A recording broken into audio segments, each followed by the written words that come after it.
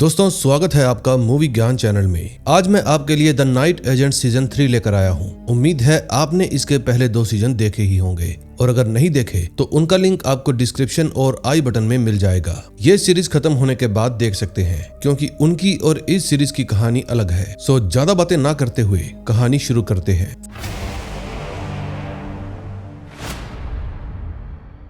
First episode में हमें Peter का बचपन दिखाया जाता है। पीटर जब छोटा था तो उसकी माँ किसी गंभीर बीमारी से लड़ रही थी। फिर एक दिन पीटर अपनी माँ को फोन पर बातें करते हुए सुन लेता है कि उनके पास ज्यादा समय नहीं बचा। फिर पीटर की माँ रोने लगती है। तभी वो देखती है कि पीटर उनकी बातें सुन रहा है, जिसके बाद वो पीटर को बाहर जाने को कहती है। पीटर आज भी वो दिन भुला नहीं पाया कि कैसे उसकी माँ अपना दर्द किसी को भी नहीं बताती थी और अपने अंतिम समय में अंदर ही अंदर घुटती रहती थी। अब कहानी प्रेजेंट में आती है। रात के वक्त पीटर ब्लेज और सैंड्रिन नाम के 2 क्रिमिनल से एक जरूरी इंटेल लेने के लिए जाता है। ब्लेज पीटर को वो इंटेल दे देता है, जिसके बाद पीटर बोट में बैठकर वहां से चला जाता है। फिर कुछ देर बाद पीटर अपने ऑफिसर को कॉल करता है और कहता है कि अरेस्ट कर लो, यानी कि पीटर ने अभी भी नाइट एजेंट का काम नहीं छोड़ा। तभी अगले सीन में हम 2 कपल्स को देखते हैं जो पीमा 12 प्लेन में बैठकर कहीं पर जा रहे थे। तभी अचानक एक मिसाइल बहुत ही तेजी से प्लेन के साइड में से गुजरती है और उन कपल्स को समझ में ही नहीं आता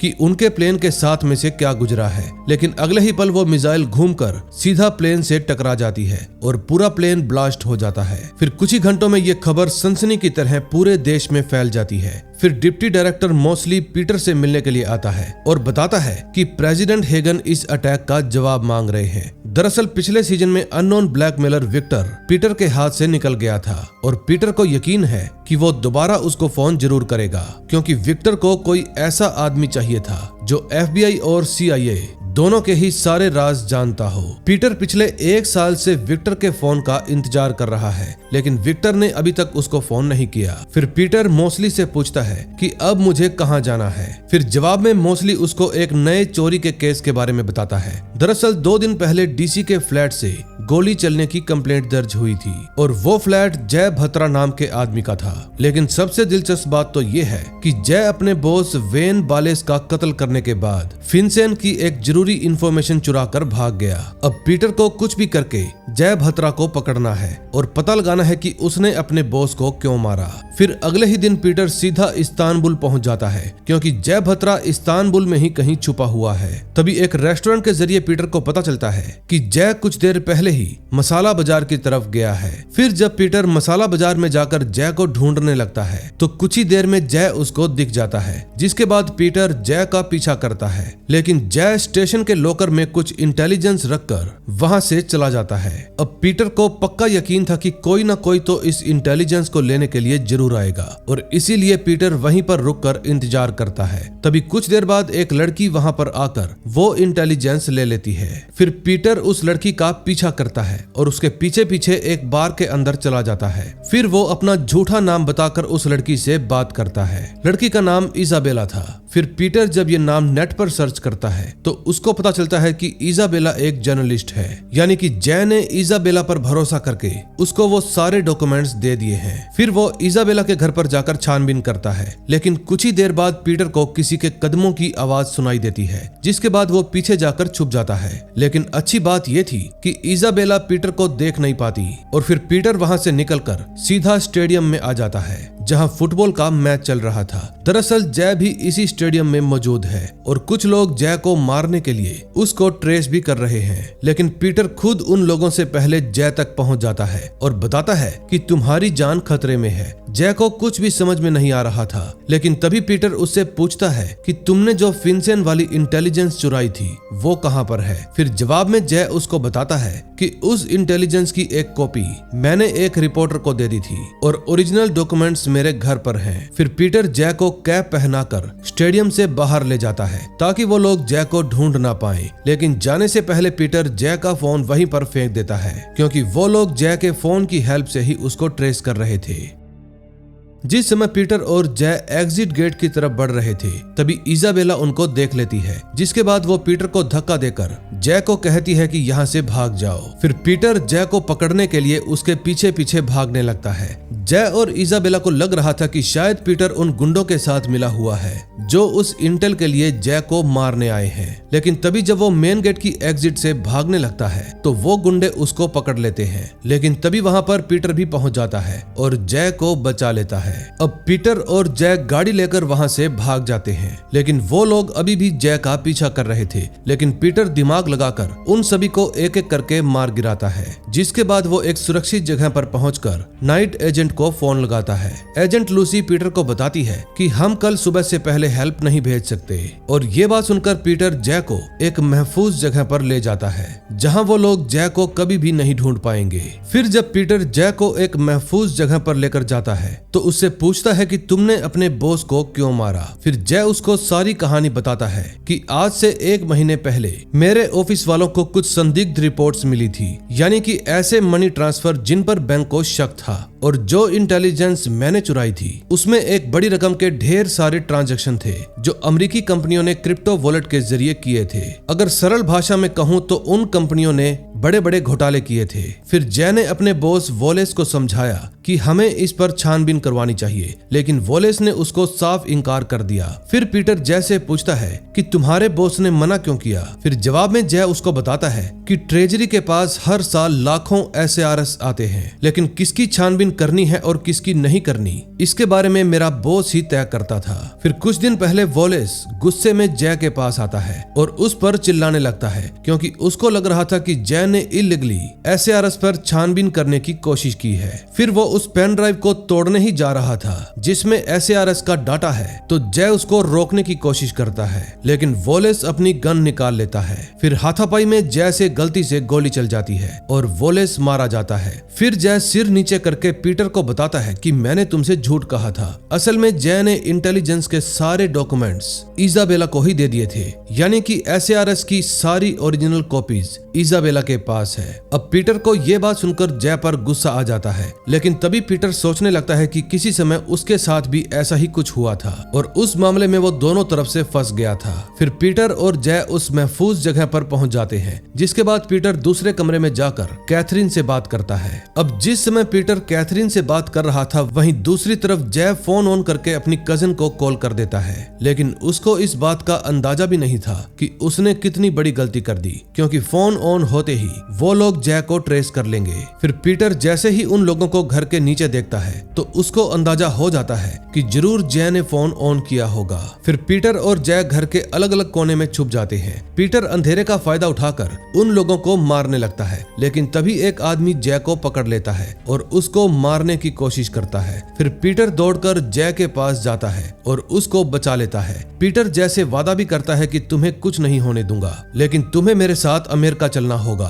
फिर जय पीटर की बात मान लेता है। अगली सुबह जब पीटर और जय वहाँ से जाने लगते हैं तो जय कहता है कि मैंने तुम्हें एक और बात नहीं बताई थी। दरअसल जय जिस क्रिप्टो वॉलेट की बात कर रहा था वो एक आतंकवादी संगठन का है और उस संगठन के लीडर राउल जपाटा LFS है। इसका मतलब जय को पीमा 12 मिसाइल के बारे में पहले से ही पता था, लेकिन उसको ये बात पूरी तरह से कंफर्म नहीं थी। फिर कुछ देर बाद पीटर के दूसरे फोन पर एक अननोन नंबर से कॉल आती है। पीटर नंबर देखकर समझ जाता है कि ये कॉल किसकी है। फिर वो जय को कहता है कि तुम हेलीकॉप्टर में जाकर बैठो, मैं अभी आता हूँ। दरअसल ये कॉल किसी और की नहीं बल्कि विक्टर की थी। फिर विक्टर पीटर को कहता है कि आज मुझे काफी समय बाद तुमसे काम पड़ा है। दरअसल विक्टर को एक ऐसी चीज चाहिए थी जो पीटर के पास है, या फिर यूं कहें कि वो चीज नहीं बल्कि एक इंसान है। अब नेक्स्ट एपिसोड में देखेंगे क्या होता है।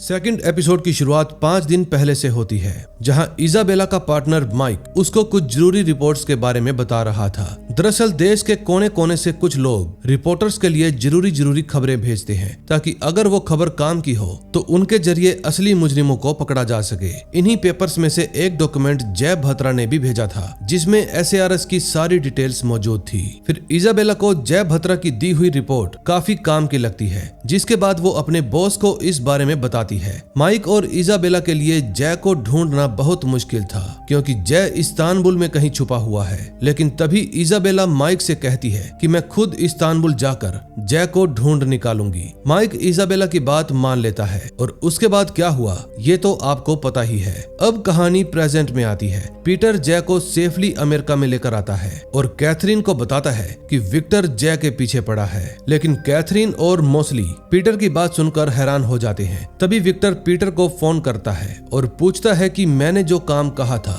वो हुआ या नहीं। फिर जवाब में पीटर विक्टर से कहता है कि जय तुम्हें मिल जाएगा, लेकिन मेरी एक शर्त है। फिर विक्टर और पीटर एक डील करने के बारे में तय करते हैं, जिसके मुताबिक पीटर विक्टर से कोई भी एक चीज मांग सकता है और उस चीज की कीमत होगी जय भत्रा, यानी जय भत्रा के बदले कुछ भी। अगले सीन में हम माइक और इजाबेला को देखते हैं जो SARS रिपोर्ट के बारे में बात कर रहे थे। इजाबेला माइक को बताती है कि जय ने जो SARS भेजे थे वो वर्नोन टाइवेक नाम के कंप्लायंस ऑफिसर ने जमा किए थे। और सबसे दिलचस्प बात तो ये है कि वर्नोन को 2 महीने पहले बैंक से निकाल दिया गया है। अब माइक और इजाबेला वर्नोन के घर पर उससे बात करने के लिए जाते हैं, क्योंकि उसके आगे की कहानी वर्नोन ही बता सकता है। अगले सीन में हम जेफी नाम के एक आदमी को देखते हैं, जिसको एक अननोन नंबर से कॉल आती है और कॉल करने वाला शख्स जेफी को एक नया काम देता है। लेकिन अब वो काम क्या है ये हमें थोड़ी ही देर में पता चल जाएगा। दूसरी तरफ पीटर, कैथरीन और मोस्ली जब जय के बारे में बात कर रहे थे, तभी विक्टर पीटर को फिर से फोन करता है। पीटर अच्छे से जानता था कि विक्टर अब जय को मार डालेगा, लेकिन फिर पीटर विक्टर को वादा करने के लिए कहता है कि तुम जय को नहीं मारोगे और ना ही उसको कोई नुकसान पहुंचाओगे। और फिर पीटर विक्टर से कोई ऐसे 10 एजेंट्स के नाम मांगता है जो उनकी टीम के साथ गद्दारी कर रहे हैं। लेकिन विक्टर को यह डील मंजूर नहीं थी, क्योंकि 10 एजेंट बहुत ज्यादा हैं। फिर उनकी डील 5 एजेंट्स पर आकर रुक जाती है। अब पीटर ने यह शर्त रखकर एक तीर से 3 निशाने लगा दिए थे, क्योंकि नाम मिलने के बाद कैथरीन और मोस्ली वहां पर आकर विक्टर को पकड़ लेंगे, जिसके बाद जय बच जाएगा। तभी एडवांस के तौर पर विक्टर पीटर को एक एजेंट का नाम बता देता है और बाकी के 4 एजेंट्स के नाम काम पूरा होने के बाद। अब पीटर और कैथरीन के हिसाब से ये प्लान बिल्कुल परफेक्ट था, लेकिन ये लोग अभी भी डाउट में थे कि जय इस प्लान के बारे में मानेगा या नहीं। दूसरी तरफ इजाबेला और माइक वार्नेन से पूछताछ करने के लिए जाते हैं। वार्नेन उनको कुछ भी बताने से साफ साफ इनकार कर देता है, लेकिन तभी इजाबेला उसको कहती है कि अगर तुम हमें कुछ नहीं बताओगे तो थोड़ी ही देर बाद यहाँ पर पुलिस आ जाएगी और तुमसे मार मार कर पूछताछ करेगी। फिर वार्नेन मजबूर होकर SARS रिपोर्ट चेक करने लगता है। दरअसल SARS में एक फर्जी कंपनी भी शामिल थी, जिसका नाम है हीरोज इन हीलिंग। ये कंपनी घायल जानवरों को ठीक करने के लिए NGO चलाती है। लेकिन वार्नेन ने बहुत पहले जब इस कंपनी के बारे में पता किया तो उसको पता चला कि ये कंपनी फर्जी है। अब माइक और इजाबेला को अगली लीड मिल जाती है, जिसके बाद वो लोग वार्नेन के घर से चले जाते हैं। दूसरी तरफ पीटर जय के पास जाकर उसको समझाता है कि तुम्हें अपनी जिंदगी का फैसला खुद करना होगा, लेकिन जय तो कुछ भी समझ नहीं पाता। तभी पीटर उसको कहता है कि एक इंटेलिजेंस ब्रोकर ने हमारे साथ सौदा किया है और उस सौदे की कीमत तुम हो। फिर पीटर जय को बताता है कि विक्टर ने आज से 1 साल पहले मुझे एक US अटैक की इंटेल दी थी और उस इंटेल की हेल्प से पीटर और उसकी टीम ने सैकड़ों लोगों की जान बचा ली। लेकिन अब पीटर को उस उधार का कर्ज चुकाना है। फिर पीटर जय से वादा करता है कि तुम्हें कुछ नहीं होगा, इसलिए जय विक्टर के पास जाने के लिए मान जाता है। अगले सीन में हम माइक को देखते हैं, जो एक बार में इजाबेला का इंतजार कर रहा था। लेकिन हैरान करने वाली बात तो ये है कि जेफी भी इसी बार में भेष बदल कर बैठा हुआ था। फिर जेफी बहाने से माइक के साथ दोस्ती कर लेता है और फिर जैसे ही उसको मौका मिलता है वो माइक की ड्रिंक में कुछ मिला देता है, जिसके कारण माइक जमीन पर गिरकर मर जाता है। अब बार में मौजूद स्टाफ को समझ में ही नहीं आ रहा था कि अचानक से माइक को क्या हो गया। फिर कुछ देर बाद जब इजाबेला वहां पर आती है तो माइक की लाश देखकर उसके होश उड़ जाते हैं। फिर जेफी अपने घर आकर अपने बेटे के साथ खेलने लगता है। अब सोचने वाली बात तो ये है कि जेफी आखिर किसके लिए काम करता है? क्या ये भी विक्टर की ही चाल है या इन सब के पीछे कोई और चेहरा छुपा हुआ है? दूसरी तरफ विक्टर रात को 12 बजे 59th स्ट्रीट ब्रिज पर पीटर को मिलने के लिए बुलाता है, लेकिन जाने से पहले कैथरीन पीटर को सारा प्लान अच्छी तरह से समझा देती है। दरअसल कैथरीन और पीटर के लिए यह मिशन बहुत ही मुश्किल था और इसीलिए Catherine chief army commander Chip की हेल्प लेती है ताकि विक्टर को पकड़ने में आसानी हो जाए। और इसके अलावा कैथरीन पीटर को एक वायरलेस माइक भी देती है, जिसकी हेल्प से कैथरीन और चिप विक्टर की बातें सुन पाएंगे। फिर सारा प्लान सेट हो जाने के बाद पीटर और जय 59 स्ट्रीट पर पहुंच जाते हैं। फिर कुछ देर बाद विक्टर के लोग वहां पर आते हैं और पीटर और जय को अपनी गाड़ी में बिठाकर वहां से ले जाते हैं। तभी कैथरीन गौर करती है कि विक्टर की गाड़ी एक सुरंग के अंदर जा रही है। फिर वो और चिप सुरंग से थोड़ा दूर विक्टर की गाड़ी पर नजर रखने लगते हैं। दरअसल विक्टर बहुत ही चालाक इंसान है और इसीलिए वो खुद पीटर को पिक करने के लिए नहीं आया। फिर विक्टर के लोग उस सुरंग के अंदर जाकर विक्टर को पिक करते हैं, जिसके बाद विक्टर अपनी डील के बारे में पीटर से बात करता है। विक्टर पीटर को एक पेन ड्राइव देता है जिसमें बाकी के 4 एजेंट्स के नाम और सबूत थे।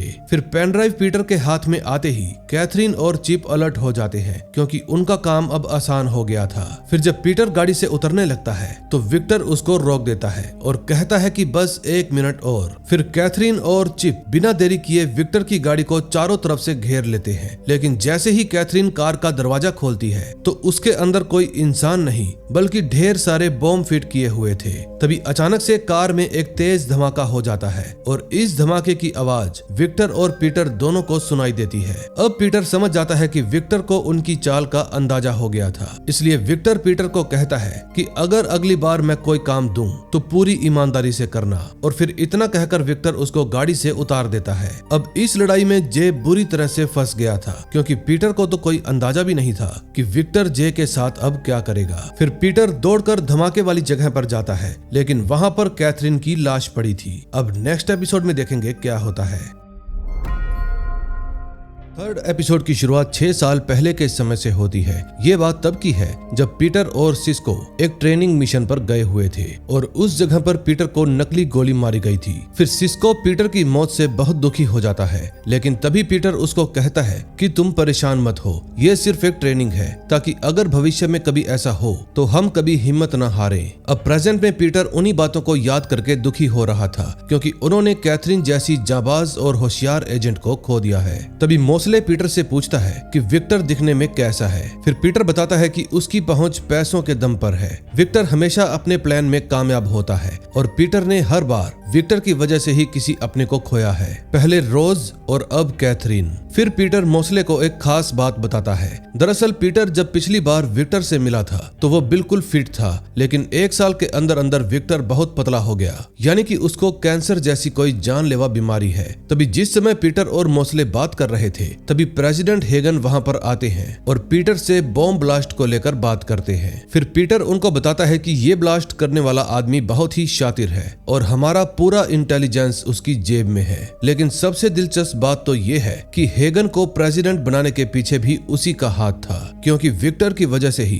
हेगन का विरोधी चुनाव से पीछे हट गया था। फिर हेगन पीटर से सिर्फ इतना ही कहता है, मुझे समय समय पर रिपोर्ट करते रहना, और फिर वो वहां से चला जाता है। पीटर ने जानबूझकर हेगन को इस केस की डिटेल नहीं दी थी, क्योंकि हो सकता है कि हेगन विक्टर के साथ मिला हो। फिर पीटर इजाबेला से बात करने के लिए जाता है, क्योंकि बिना उसकी हेल्प से वो लोग जय को नहीं ढूंढ पाएंगे। तभी कुछ समय बाद एजेंट चेल्सी पीटर से मिलती है। चेल्सी और पीटर इतने समय बाद एक दूसरे को देखकर काफी खुश होते हैं। दरअसल आज गवर्नर ने एक शानदार पार्टी रखी थी और इसीलिए हेगन, चेल्सी और नाइट एक्शन के बाकी एजेंट्स यहाँ पर आए हुए हैं। तभी जब हेगन पार्टी में स्पीच दे रहे थे तो उनकी वाइफ सिकामोर एक एजेंट के साथ बाहर चली जाती है। चेल्सी ये सब देख लेती है, जिसके बाद वो बाकी के एजेंट से कंफर्म करती है कि सब कुछ ठीक है या नहीं। तभी एक ऑफिसर चेल्सी को फौरन ब्लू रूम में आने के लिए कहता है। फिर चेल्सी दौड़कर ब्लू रूम के अंदर जाती है, लेकिन वहां जो सीन था उसको देखकर चेल्सी के होश उड़ जाते हैं, क्योंकि एजेंट थियो अपने घुटनों पर बैठकर चेल्सी को प्रपोज करता है और हेगन की वाइफ सिकामोर इस खूबसूरत पल का एक वीडियो भी बना लेती है। अगले सीन में हम इजाबेला को देखते हैं, जो उस बार के अंदर तफ्तीश करने के लिए आई थी।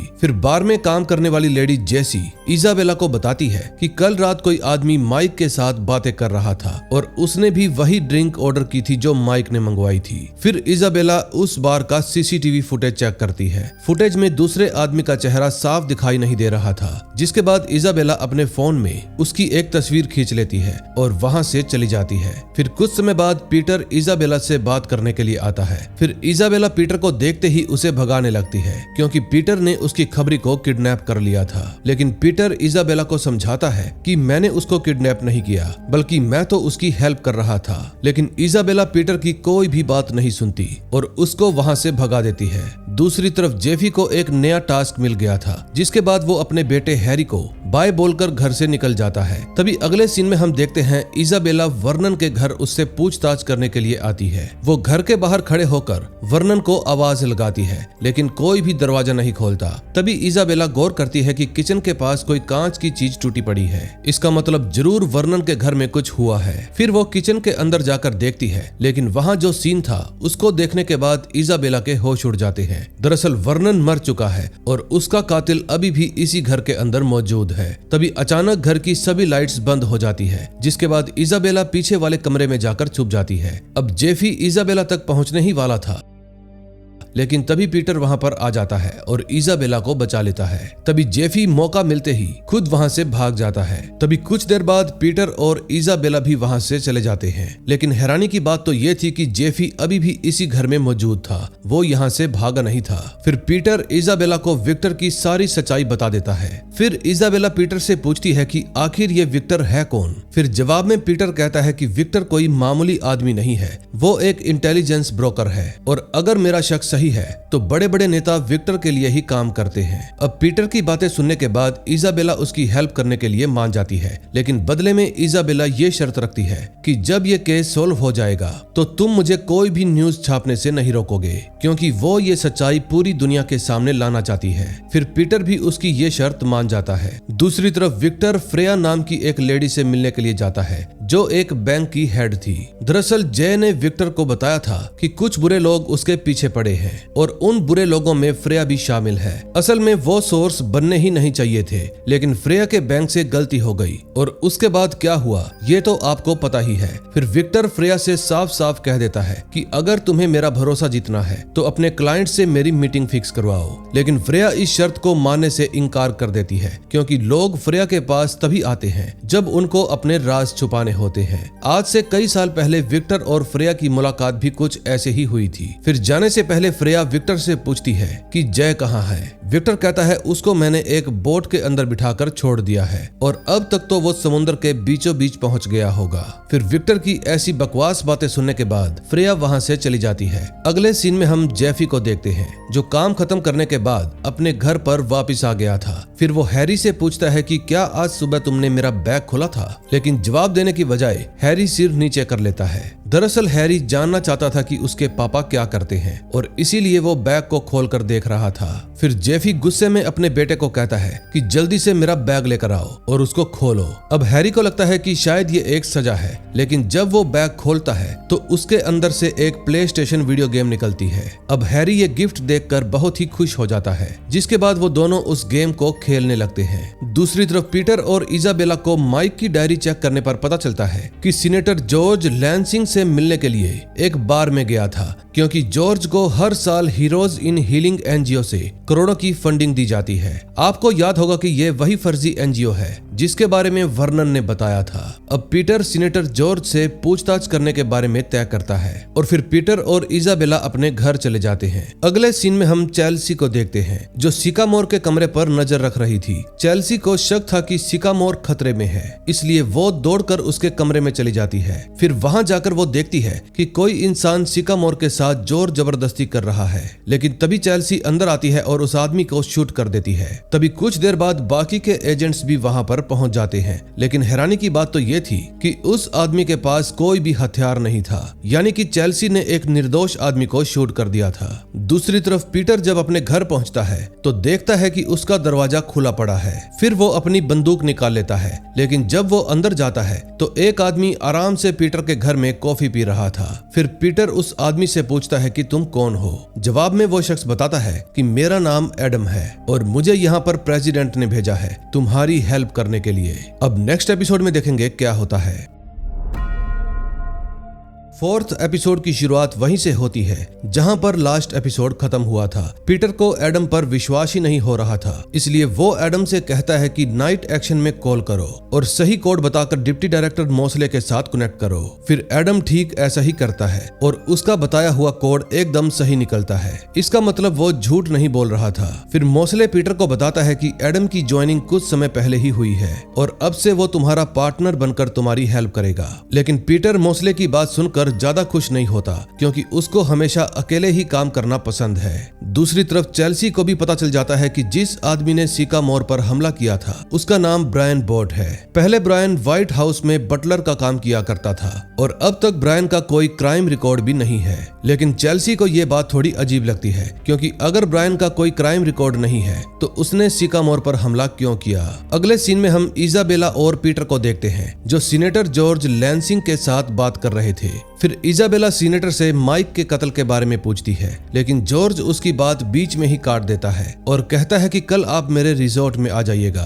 अब जॉर्ज की बातें सुनकर इजाबेला और पीटर तुरंत समझ जाते हैं कि इस समय वो बहुत ज्यादा डरा हुआ है और इसीलिए जॉर्ज फोन पर बात भी नहीं करना चाहता। फिर जॉर्ज इजाबेला को पिक करने के लिए अपना प्राइवेट हेलीकॉप्टर भेज देता है, लेकिन जाने से पहले इजाबेला को बहुत ही घबराहट हो रही थी, क्योंकि वो एक ऐसे इंसान के पास जा रही है जो माइक के कत्ल में शामिल भी हो सकता है। लेकिन तभी पीटर उसको कहता है कि तुम बिल्कुल भी टेंशन मत लो, क्योंकि मैं भी एक सोर्स की हेल्प से उस रिजॉर्ट में पहुंच जाऊंगा। अब पीटर की बातें सुनकर इजाबेला को थोड़ी हिम्मत मिलती है, जिसके बाद वो हेलीकॉप्टर में बैठकर वहां से चली जाती है। दूसरी तरफ चेल्सी सिकामोर के पास जाकर ये बात पता करने की कोशिश करती है कि कल रात ब्रायन उसके कमरे में क्या करने के लिए आया था, लेकिन सिकामोर चेल्सी को कुछ भी नहीं बताती और उसको वहां से जाने के लिए कहती है। इतने में इजाबेला भी रिजॉर्ट में पहुंच जाती है, जहां जॉर्ज के लोग इजाबेला का शानदार स्वागत करते हैं। दरअसल जॉर्ज इजाबेला को कोई नुकसान नहीं पहुंचाना चाहता था, बल्कि वो तो सिर्फ इतना ही चाहता था कि इजाबेला ये केस छोड़ दे, क्योंकि इस केस के पीछे बहुत ही खतरनाक लोगों का हाथ है। फिर कुछ देर बाद पीटर भी वहां पर आ जाता है और इजाबेला पीटर को देखते ही उसको रिजॉर्ट के अंदर आने देती है। फिर वो पीटर को नए कपड़े दिलवाती है ताकि पीटर वहां के बाकी अमीर लोगों की तरह दिखे। अगले सीन में हम चेल्सी को देखते हैं जो टीवी पर थियो की स्पीच सुन रही थी। चेल्सी थियो की बातें सुनकर हैरान रह जाती है, क्योंकि थियो एक झूठी स्पीच देकर ब्रायन को ही दोषी साबित करने में लगा था। फिर स्पीच खत्म होने के बाद चेल्सी थियो से बात करती है। थियो बताता है कि मुझे झूठ बोलना पड़ा, क्योंकि अगर मैं ऐसा नहीं करता तो मेरी नौकरी चली जाती। अब चेल्सी का शक यकीन में बदल जाता है कि पिछली रात कुछ तो हुआ था, क्योंकि जब चेल्सी ने ब्रायन को गोली मारी तो सिकामोर ने चुपके से ब्रायन का फोन उठा लिया था। इसका मतलब सिकामोर कोई बहुत बड़ा राज छुपा रही है। दूसरी तरफ इजाबेला और जॉर्ज जब आपस में बैठकर डिनर कर रहे थे तो इजाबेला उनसे पीमा 12 वाले हमले के बारे में बात करती है, लेकिन जॉर्ज हर बार इजाबेला की बात काटकर टॉपिक को घुमा देता है। फिर कुछ देर बाद इजाबेला थोड़ा कड़क होकर जॉर्ज को कहती है, आप मुझे उस क्रिमिनल का नाम बताइए या ना बताइए, लेकिन मैं उसको ढूंढ कर रहूंगी। और फिर पीमा 12 की कहानी न्यूज़पेपर के फ्रंट पेज पर छपेगी। लेकिन जॉर्ज इजाबेला की बात सुनकर नाराज हो जाता है और कहता है कि तुम बहुत बड़ी गलती कर रही हो। फिर इतना कहने के बाद जॉर्ज वहां से चला जाता है। इस समय पीटर बाहर बैठकर जॉर्ज और इजाबेला की बातें सुन रहा था। जब जॉर्ज वहां से जाने लगता है तो वो किसी के पास फोन करता है और कहता है कि वो लड़की नहीं मानी, इसलिए मैं तुमसे मिलने के लिए आ रहा हूँ। फिर पीटर जॉर्ज का पीछा करता है। जॉर्ज एंकर पॉइंट में जाकर किसी आदमी के साथ बहस करने लगता है, लेकिन पीटर उस आदमी का चेहरा नहीं देख पाता। तभी कुछ पुलिस वाले वहां पर आ जाते हैं, क्योंकि पीटर जिस जगह पर खड़ा था वो एक रिस्ट्रिक्टेड एरिया था और किसी भी आम इंसान का वहां पर आना मना था, इसलिए पीटर को वहां से जाना पड़ता है। पीटर इजाबेला के पास जाकर उसको बताता है कि शायद वो डोनर का कोई आदमी होगा जिससे जॉर्ज बात कर रहा था। फिर इजाबेला पूछती है कि डोनर कौन है, लेकिन पीटर उसको विक्टर का नाम नहीं बताता, क्योंकि विक्टर की आइडेंटिटी एक राज है। फिर कुछ देर बाद जॉर्ज इजाबेला को फोन करता है और कहता है कि कल सुबह तुम मुझे मेरी लॉबी में मिलो। अब इजाबेला को लगता है कि शायद जॉर्ज कल सुबह मुझे सच बताने वाला है, लेकिन अब सच में ऐसा है या नहीं ये हमें आगे पता चलेगा। फिर इजाबेला और पीटर पूरा रिजॉर्ट घूमने के लिए जाते हैं और कुछ वक्त एक दूसरे के साथ बिताते हैं। अगले सीन में हम जेफी को देखते हैं जो अपने बेटे हैरी को जंगल में घुमाने के लिए लाया था। दरअसल जेफी का यहाँ आने का मकसद कुछ और है, लेकिन अब वो मकसद क्या है जल्दी ही पता चल जाएगा। दूसरी तरफ पीटर और इजाबेला जब डिनर कर रहे थे तो इजाबेला पीटर से उसकी पर्सनल लाइफ के बारे में पूछने लगती है, क्योंकि ऐसे कई राज हैं जो पीटर और इजाबेला ने एक दूसरे को नहीं बताए, और इसीलिए इजाबेला पीटर के साथ एक गेम खेलती है। इजाबेला उसको कहती है कि हम दोनों साथ में पूल खेलेंगे और हर एक सही शॉट पर तुम्हें मेरे हर सवाल का जवाब देना होगा। फिर पीटर इजाबेल की बात को मान लेता है, जिसके बाद वो दोनों एक साथ मिलकर पूल खेलने लगते हैं। फिर अगली सुबह जॉर्ज इजाबेला को अपने साथ शिकार खेलने के लिए ले जाता है, जहां वो दोनों खुलकर बात कर सकते थे। इस समय पीटर जॉर्ज और इजाबेला का पीछा कर रहा था। वहीं दूसरी तरफ जेफी हैरी को नदी के पास बिठाकर वहां से चला जाता है, क्योंकि उसको अपना मकसद पूरा करना था। जब जेफी अकेला बैठा हुआ था तो उसको एक हिरन दिखाई देता है, जिसके बाद वो उस हिरन के पीछे पीछे जाने लगता है। अब यहाँ से शुरू होता है असली खेल। इजाबेला जॉर्ज को सच बताने के लिए कहती है, लेकिन जॉर्ज उसको सच्चाई से रूबरू करवाना ही नहीं चाहता था, क्योंकि इससे इजाबेला और जॉर्ज दोनों की जान को खतरा हो सकता था। फिर जब इजाबेला जॉर्ज को फोर्स करती है तो जॉर्ज अपनी बंदूक निकालता है और इजाबेला के ऊपर तान देता है और कहता है, प्लीज मुझे माफ कर देना। अब इजाबेला का दिल जोरों से धड़कने लगता है, लेकिन तभी वहां पर पीटर आ जाता है और जॉर्ज को कहता है कि अपनी गन नीचे कर लो। लेकिन पीटर और इजाबेला को कोई अंदाजा भी नहीं था कि जेफी दूर खड़ा होकर ये सब देख रहा है। फिर जैसे ही जॉर्ज अपनी गन नीचे करता है तो जेफी जॉर्ज को शूट कर देता है, लेकिन जेफी को ऐसा करते हुए उसका ही बेटा हैरी देख लेता है और घबराकर जल्दी से अपने टेंट में चला जाता है, क्योंकि उसको यकीन ही नहीं हो रहा था कि उसके पापा लोगों को मारने का काम करते हैं। तभी पीटर भी इजाबेला को लेकर वहां से भाग जाता है। जेफी को पहले से ही पता था कि पीटर अपनी गाड़ी लेकर भागेगा, इसलिए जेफी ने गाड़ी का ब्रेक फेल कर दिया था। अब इजाबेला और पीटर बुरी तरह से फंस गए थे। पीटर ब्रेक लगाने की बहुत कोशिश करता है, लेकिन तभी उसकी गाड़ी एक बड़े से पत्थर से टकरा जाती है और एक्सीडेंट हो जाने के कारण पीटर के सर पर काफी ज्यादा चोट भी आती है। फिर वो और इजाबेला जल्दी से घायल हालत में ही वहां से भागने लगते हैं। जेफी अभी भी पीटर का ही पीछा कर रहा था। अब पीटर इजाबेला को जंगल के दूसरी तरफ भेज देता है, क्योंकि पीटर को पता है कि जेफी खून के निशान देखकर उनकी ही तरफ आ रहा होगा। लेकिन इजाबेला तो पीटर को अकेला छोड़कर नहीं जाना चाहती थी। फिर पीटर उसको फोर्स करता है और वो मान जाती है। तभी चलते चलते पीटर एक बड़े से पत्थर के पीछे छुप जाता है और वहीं पर बेहोश हो जाता है, लेकिन जेफी की नजर उस पर पड़ जाती है। अब इससे पहले कि वो पीटर को शूट कर पाता, कोई शख्स आकर जेफी के ऊपर गोली चला देता है, इसलिए जेफी भी वहां से भाग जाता है। अब बात करें उस शख्स की जिसने वो गोली चलाई, वो कोई और नहीं बल्कि एडम था, जिसको पीटर का पार्टनर बनाकर भेजा गया था। अब नेक्स्ट एपिसोड में देखेंगे क्या होता है।